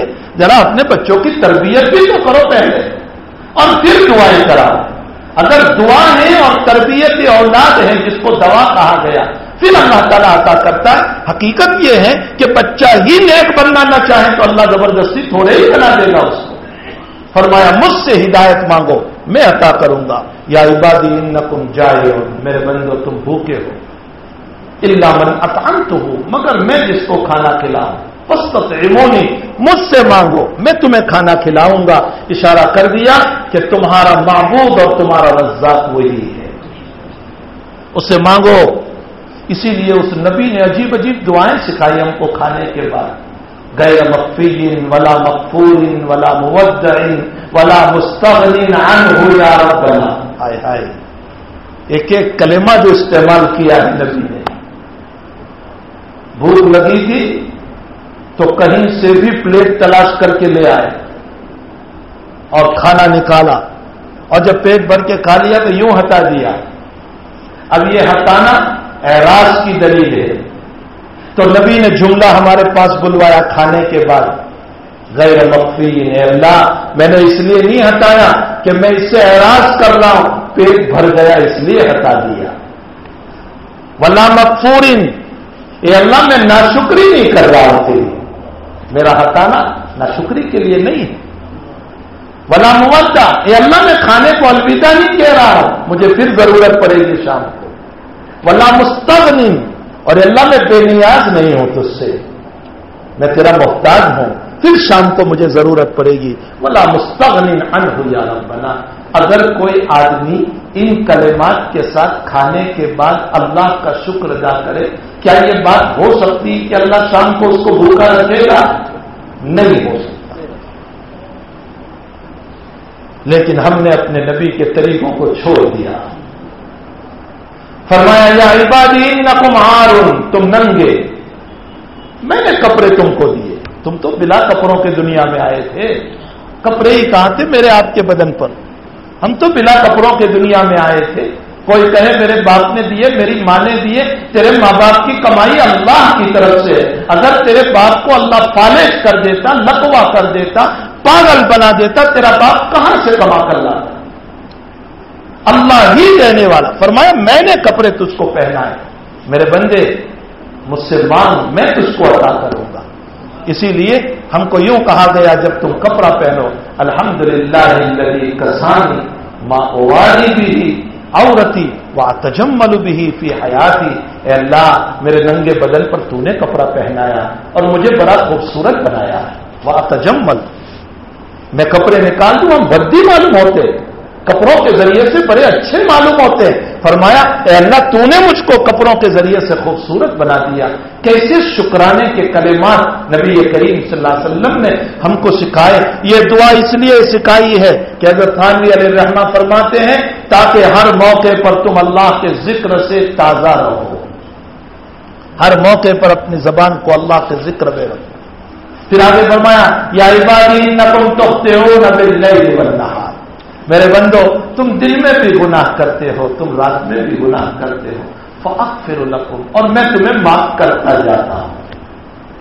تم گناہ کرتے جاتے ہو, میں معاف کرتا جاتا ہوں. فاستغفرونی, مجھ سے معافی مانگو, میں تمہیں معاف کروں گا.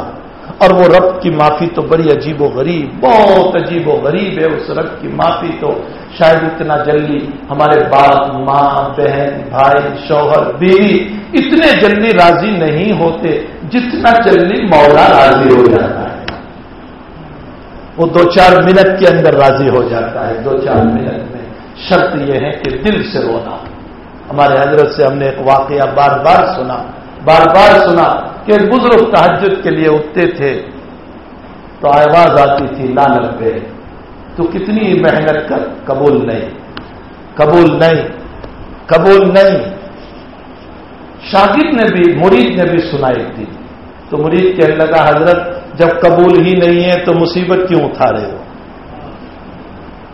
جب قبول ہی نہیں ہے تو کیوں اٹھ رہے ہیں رات میں, یہ تکلیفیں کیوں اٹھا رہے ہو؟ چھوڑو عبادت کو. فرمایا بیٹے تو نے بھی سنا؟ فرمایا ہاں میں نے بھی سنا. فرمایا بیٹے اس اللہ کے علاوہ کوئی اللہ ہو تو میں وہاں چلا جاؤں؟ تو بتا تو صحیح مجھے کہاں جاؤں میں اس کو چھوڑ کر؟ بس وہ کرے نہ کرے اس کی مرضی, میں تو کرتا ہی رہوں گا. تو غیب سے آواز آئی جو رومی نے نقل کی ہے, کمانس گرچے ہنر نیس, کمانس گرچے ہنر نیس, کمان قبولس گرچے ہنر نیس, تیری عبادت قبول ہے اگرچہ تیری عبادت میں کوئی خوبی نہیں ہے. اس لیے کہ ماں سوائے رب نیس, اس لیے کہ میرے علاوہ تیرا کوئی رب نہیں. جب تو نے میرا اعتراف کر لیا تو اب میں تیری ٹوٹی ہوئی عبادت کو بھی قبول کر لوں گا, پھوتی ہوئی عبادت کو بھی قبول کر لوں گا. میرے بھائیوں, وہ اللہ مجھ کو اور آپ کو کہتا ہے معافی مانگو, میں تمہیں معاف کروں گا. پھر آگے فرمایا یا عبادی, اے میرے بندو, لن تبلغوا ضرری, تم میرے نقصان پر نہیں پہنچ سکتے ہو. سارے مل کر مجھے نقصان پہنچانا چاہو, نہیں پہنچا سکتے ہو. فتضروا ولن تبلغوا نفعی فتنفعکم, تم مجھے نفع پہنچانا چاہو, تم نہیں تم خود ہی محتاج ہو, تم مجھے کیا نفع پہنچاؤ گے؟ نہ تم سے نفع پہنچ سکتا ہے نہ تم سے نقصان پہنچ سکتا ہے. آگے فرمایا نبی کریم صلی اللہ تعالی علیہ وسلم نے کہ اللہ جل شانہ فرماتے ہیں کہ یا عبادی ان اولکم وآخرکم وانسکم وجنکم, تمہارے اول, تمہارے آخر, تمہارے انسان, تمہارے جنات, قاموا فی صعید واحد, ایک میدان میں جمع ہو جائیں. آدم سے لے کر قیامت تک کے سارے جن اور انس ایک میدان میں جمع ہو جائیں. اور فرمایا سألونی, مجھ سے مانگو اور میں تمہیں تمہارے سارے تقاضوں کو پورا کروں. ما نقص من ذلک ما نقص فی ملکی, میرے ملک میں اتنی بھی کمی نہیں آ سکتی ہے. الا المخیط ادخل فی البحار, اگر سمندر میں فی البحر, سمندر میں داخل کی جائے سوئی کو اور اس کے ساتھ کتنا پانی آتا ہے, میرے خزانے میں اتنی بھی کمی نہیں آئے گی. پھر آگے فرمایا یا عبادی ہی اعمالکم, تمہارے یہ اعمال ہے جو تم کر رہے ہو. انا محصیکم, میں تمہارے اعمال کو شمار کر رہا ہوں, دیکھ رہا ہوں تمہارے اعمال کو. یہ جو تمہارے اعمال ہے میں اس کو خوب دیکھ رہا ہوں. فَأُوَفِّيَكُمْ، میں اس کا بدلہ تمہیں دوں گا۔ آگے فرمایا اگر تم میں سے کسی نے خیر والا عمل کیا، ان عملتم خیرا فیحمد اللہ، اگر تم سے اچھا عمل ہوا، نماز ہو گئی، روزہ ہو گیا، خیر خائی ہو گئی، صلح ہو گئی، داد و دیش ہو گئی، مدد ہو گئی، کسی کی صلح کرا دی، فیحمد اللہ، اللہ کی تعریف کرو۔ وَإِنْ عَمِلْتُمْ غَيْرَ هَذَا، اور اگر تم نے اس کے علاوہ کچھ کیا، یعنی گناہ کا کام کیا، فَلَا يَلُومَنَّ إِلَّا نَفْسَهُ، اللہ کو برا نہ کہنا حالات کے آنے پر، اپنی ذات کو برا کہنا کہ تمہارے اعمال ہے جو ان حالات کو لے کر آئے ہیں۔ میں نے اس روایت کو اس وقت اسی لیے تلاوت کیا کہ اس وقت کے حالات ہمارے لائے ہوئے، دنیا کے یہ حالات ہمارے لائے ہوئے ہیں، نبوت سے دور، سنتوں سے دور، اللہ سے دور، قرآن سے دور، تقوی سے دور، ورع سے دور، پرہیزگاری سے دور، نمازوں سے دور، شریعت سے دور، یہ ہماری زندگی ہے۔ آپ نماز کے بعد میں دیکھ لو کہ 10% نمازی ہے، 90% بے نمازی، اور جو نمازی ہے حضور قلبی نہیں، نہ قیام میں حضور قلبی ہے، نہ سجدے میں حضور قلبی ہے۔ ایک لمحہ ہمارا نماز کا نہیں گزرا کہ جس میں اپنے اللہ کو سامنے رکھ کر سجدہ کیا۔ یہ ہماری نمازوں کا حال ہے۔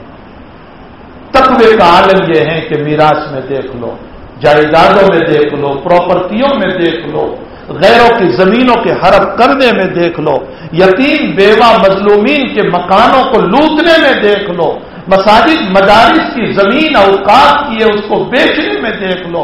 میرے بھائیوں، قدم قدم پر مسلمانوں کی غداریاں نظر آ رہی ہیں، قدم قدم پر مسلمانوں کی غداریاں نظر آ رہی ہیں۔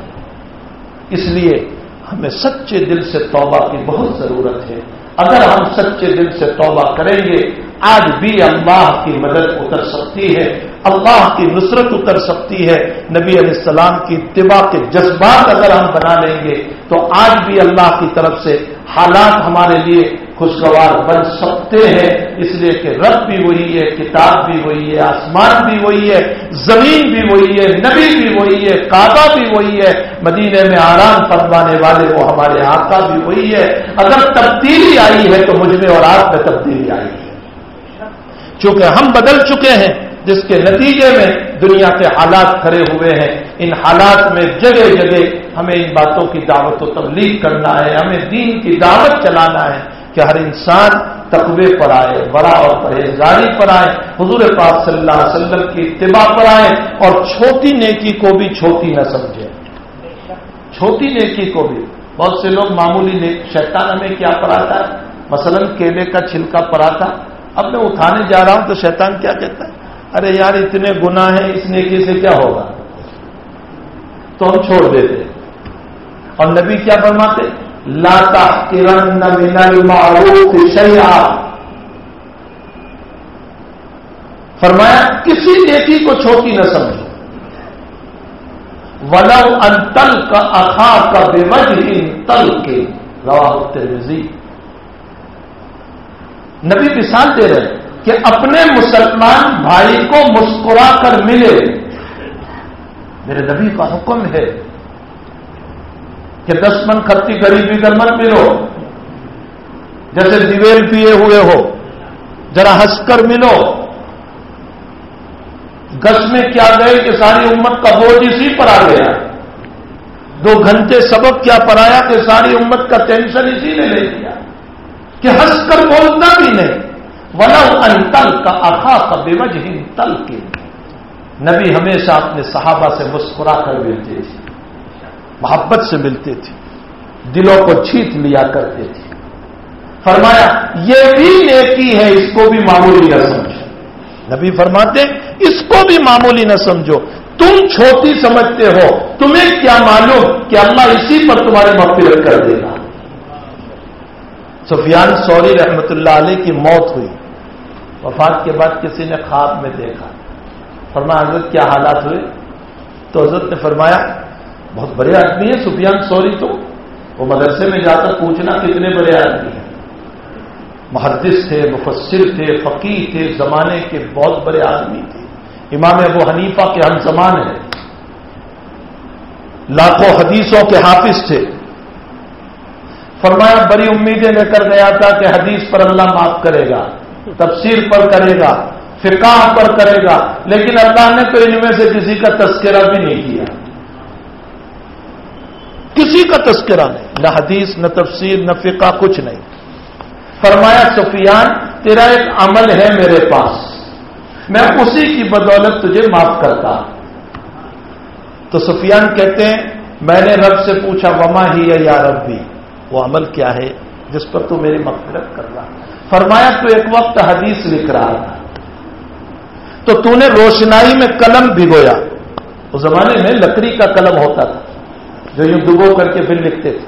روشنائی میں قلم بھگویا اور قلم اٹھا کر لکھنے جا رہا تھا، اتنے میں مکھی آئی اور روشنائی پر بیٹھ گئی. تو نے سوچا شاید پیاسی ہے، چلو اس کو پی لینے دو. وہ تھوڑی دیر بیٹھی پھر اڑ گئی. پھر تو نے حدیث لکھنا شروع کیا. تو نے میری ایک چھوٹی سی مخلوق پر رحم کیا، اسی کی بدولت میں تجھے معاف کرتا. سفیان ثوری کی تفسیر، حدیث، فقہ سب ایک طرف رہا. لا تحقرن من المعروف شیئا ولو ان تلقى اخاك بوجه طلق. ہاں میرے بھائیو، یہ میرے نبی کے فرمان ہے. اگر اس طرح پر میری اور آپ کی زندگی ہوگی انشاءاللہ کامیاب ہے، انشاءاللہ کامیاب ہے. اور اگر اس سے ہٹ کر کے پھر ہماری زندگی گزری تو دنیا بھی حالات میں جائے گی، آخرت بھی حالات میں جائے گی. ہمارے حضرت کی ایک بات میں سناؤ. جب بخاری شریف میں ہم اس روایت پر پہنچے کہ اللہ کے نبی علیہ الصلوۃ والسلام مال تقسیم فرما رہے تھے تو سعد بن ابی وقاص رضی اللہ تعالیٰ نے فرمایا کھڑے ہو کر کہ حضرت آپ ان کو نہیں دیتے، یہ بھی تو مومن ہیں. تو حضرت نے فرمایا مسلم. بس ساتھ بیٹھ گئے. حضرت نے پھر بھی نہیں دیا ان کو. تھوڑی دیر کے بعد پھر ساتھ کرے یا رسول اللہ آپ ان کو نہیں دیتے، مومن ہے. فرمایا مسلم ہے. پھر بیٹھ گئے. تھوڑی دیر کے بعد ساتھ کھڑے ہوئے. فرمایا یا رسول اللہ آپ ان کو نہیں دیتے، مسلم ہے. حضرت نے فرمایا مسلم. پھر بیٹھ گئے. چوتھی مرتبہ ساتھ کھڑے ہوئے تو حضرت نے فرمایا ساتھ تو جیسے مجھ سے لڑ رہا ہو اس کو دلانے کے لیے.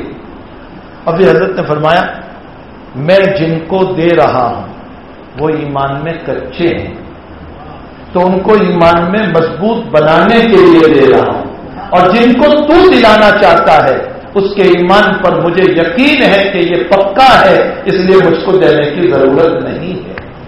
اسے بہت فوائد نکالے ہیں محدثین نے. ہمارے حضرت نے یہاں ایک جملہ فرمایا تھا. فرمایا نبی مال بھی تقسیم کرتے تھے جنتی بنانے کے لیے، نہ کہ پارٹی بنانے کے لیے.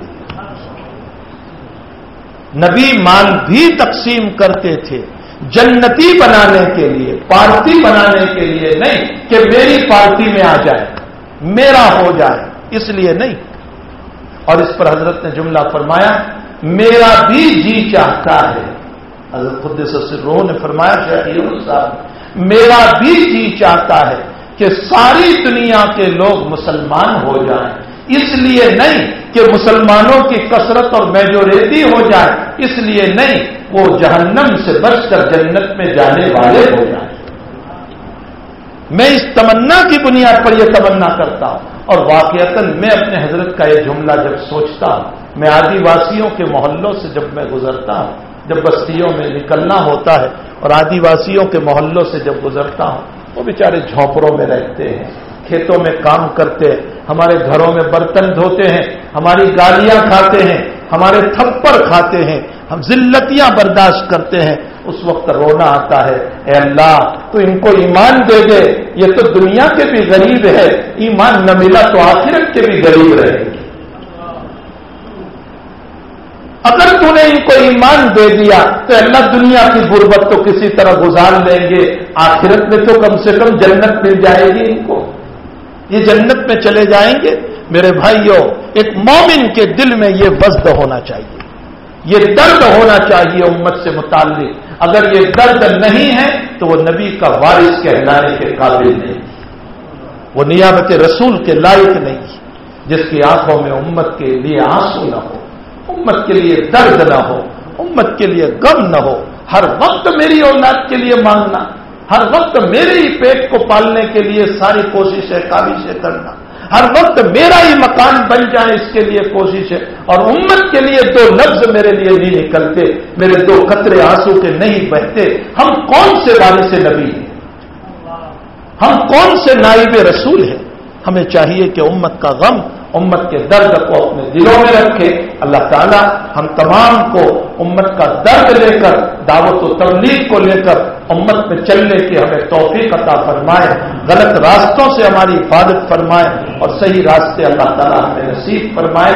اسی طرح کی رہنمائی کے لیے ہمارے بزرگان دین مختلف فوقتر تشریف لایا کرتے ہیں۔ ہمارے مولانا اسماعیل صاحب جو کتھور کے ہیں اور ضلع سورت کے صدر بھی ہیں، ابھی حضرت مولانا ارشد مدنی صاحب دامت برکاتہم العالیہ کو دعوت پیش کی کہ حضرت ہمارا علاقہ جو ہے یعنی اس طرف کا آپ کی آمد سے اس وقت محروم ہے، آپ کی باتوں سے محروم ہے، آپ کے ملفوظات اور آپ کے مشوروں سے ہمارا علاقہ جو ہے بہت محروم ہے، اور اس وقت شیخ الاسلام کی نیابت اگر کوئی کر رہے ہیں تو آپ ہیں، آپ کی شخصیت ہے، ہم چاہتے ہیں کہ حضرت آپ تشریف لائیں۔ تو حضرت کے پاس چونکہ ساری تاریخیں بھری ہوئی تھی، حضرت نے پھر بھی 28 دسمبر دی اور فرمایا کہ میں ضرور آؤں گا، کوشش کرو اس بات کی۔ حضرت نے فرمایا کوشش کرو کہ امت جڑنے والی بن جائے، امت اتفاق پر آ جائے، اتحاد پر آ جائے، آپس میں مل کر کے کام کرنے والی بنے۔ تو انشاءاللہ تعالی ابھی 28 دسمبر کو دے رہے ہیں، 2-2.5 مہینے ہیں، لیکن حضرت کی آمد بھی ہوگی، ہمارے بزرگوں کی آمد اسی لیے ہوتی ہے تاکہ امت کے اندر نبی کا درد و غم بھرا جائے، نبی کا قرن بھرا جائے، نبی کی ہمدردیاں بھری جائیں اور نبی کے آنسو ہمارے اندر بھرے جائیں۔ پوری دنیا کو اس وقت کچھ اچھے کلمات کی ضرورت ہے، ہو سکتا ہے ہمارے کلمات سے کسی کو تسلی ہو جائے۔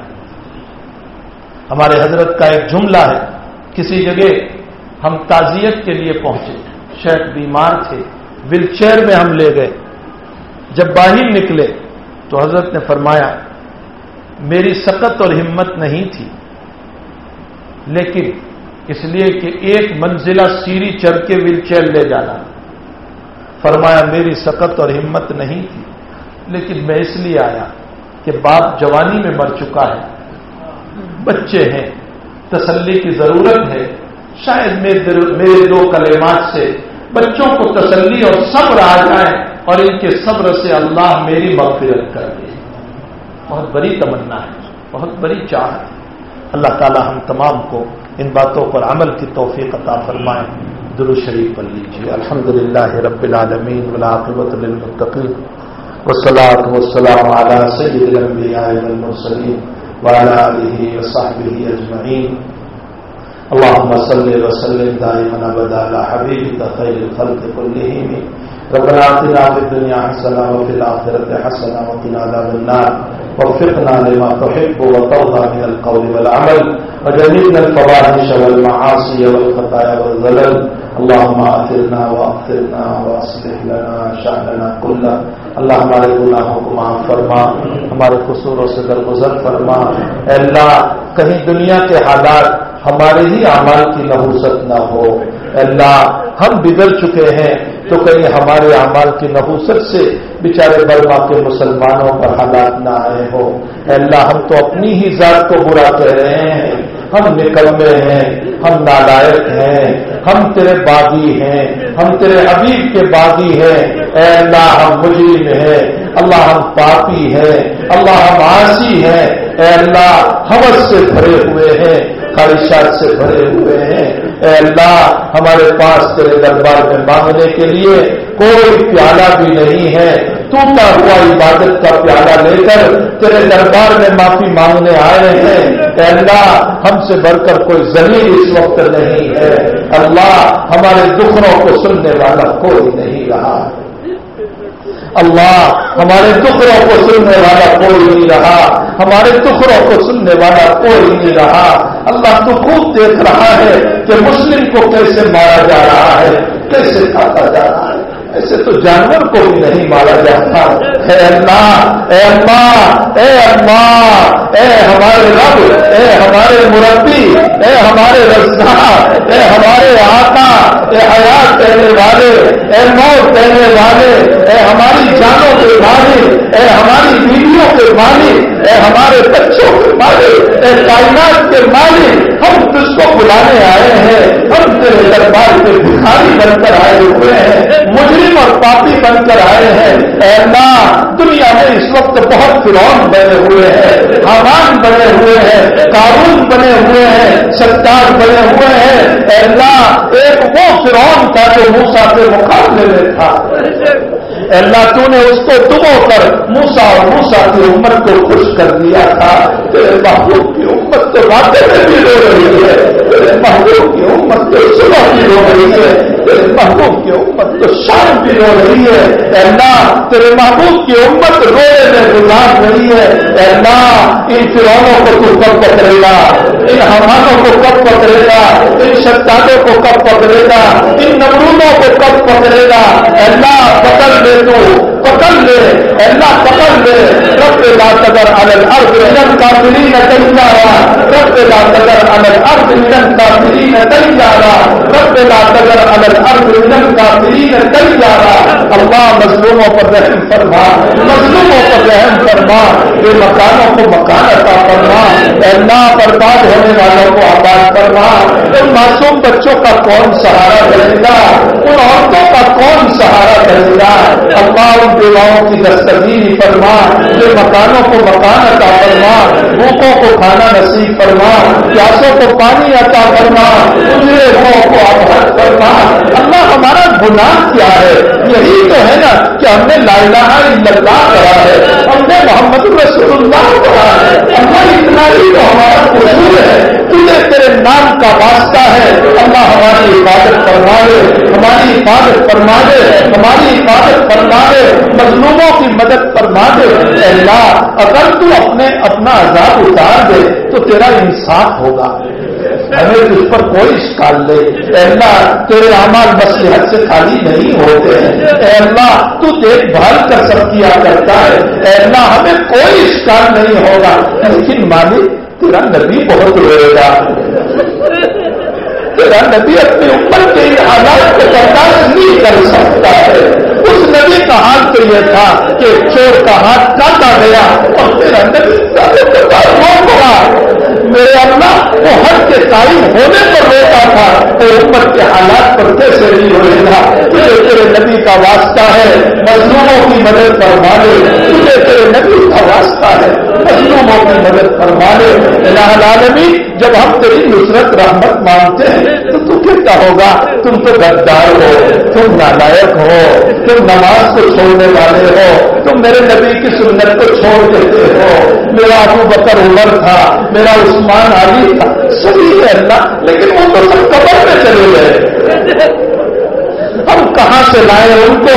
جیسے ہی ہے ہم ہی ہے، جیسے ہی ہے ہم ہی ہے. اے اللہ، ہمارے کلمے کو تو سن لے، ہماری باتوں کو سن لے، ہمارے لیے خیر کے فیصلے فرما دے، ہدایت کے فیصلے فرما دے، ذلتیوں سے ہم کو نکال دے، مظلومیت سے ہم کو نکال دے. اے اللہ، اس مجمع کی جائز تمناؤں کو پوری فرما، سب کی حاجتوں کو پورا فرما، سب کی اتنی مرادوں کو پورا فرما. الہ العالمین، بیماروں کو شفا عطا فرما، مرحومین کی مغفرت فرما، مقروضوں کے قرض کی ادائیگی کی سہولت پیدا فرما، مسجونوں کو رہائی عطا فرما، قیدیوں کو نجات عطا فرما، علماء کو آبرو عزت سے بری فرما، آبرو عزت کی حفاظت فرما، پکڑ دھکڑ سے حفاظت فرما، دین کے داعیوں کی حفاظت فرما، عوام خواص کی حفاظت فرما، مرد عورت کی حفاظت فرما. اے اللہ، شرمندگی والے اعمال سے اور بے حیائیوں والے اعمال سے اللہ ہم سب کی حفاظت فرما. اے اللہ، جو پروگرام طے ہوا ہے اس پروگرام کو آسان فرما، اس میں نصرت اور مدد فرما، بزرگوں کی آمد کو قبول فرما. اے اللہ، ہم سب کی دلی مرادوں کو، ہماری جائز تمناؤں کو، ہماری حاجتوں کو پورا فرما۔ اللہ ہم سب کی دعاؤں کو اپنے فضل و کرم سے اس مجلس کے مخلصین کی آمینوں کے ساتھ قبول فرما۔ آمین یا رب العالمین۔ وصلی اللہ علی النبی الکریم برحمتک یا ارحم الراحمین۔